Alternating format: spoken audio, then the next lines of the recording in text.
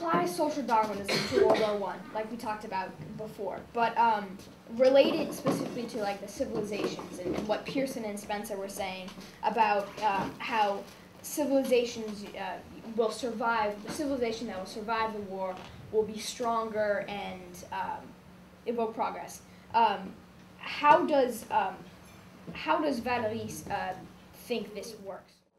I think that they're not necessarily further ahead or better, but they have been affected in some way, because he says on the second page, but among all these injured things is the mind. The mind has indeed been cruelly wounded. And so I think even though the countries that, let's say, have won in World War I, they've been affected, and their values of society have been affected, not necessarily for the better, because they've gone through such an atrocious period of history. And while they might have more land or more power or be in a better situation, they've been affected also for the worse, right? Because of what they have to go through. What happens when you're so dehumanized and been through this brutal war? Well, I mean, Solomon. it's hard to come back. Solomon source? Yeah. It's hard to come back to your everyday life. Everything kind of seems little and small compared to like the commotion and a war. And I mean, even today we still see it. People coming back from Iraq, and there was an article in the New York Times a while ago about 2 weeks ago, right? I think it was a little long. Like a month. The article I'm talking about. There were several articles. But these kids, these soldiers who came back from Iraq, were committing murder, and they were fleeing like mental insanity because of post-traumatic stress. Yeah.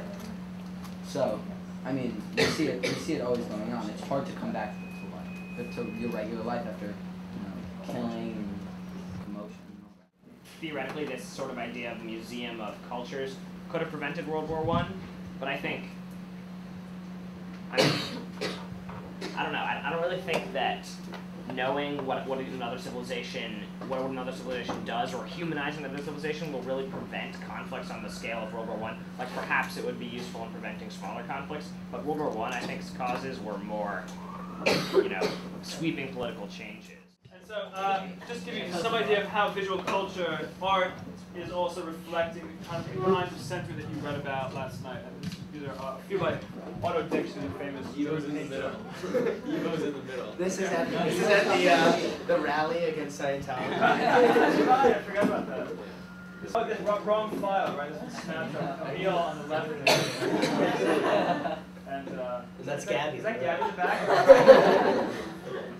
But just here's a post-war representation of wartime experience, and here's a great one of the war veterans, and it's a collage. So, we got the Glitter and Doom show last year at the Met.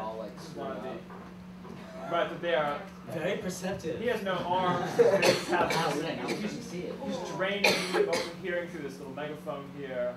He's playing cards using his legs. They've got only one leg between the three of them. You look carefully.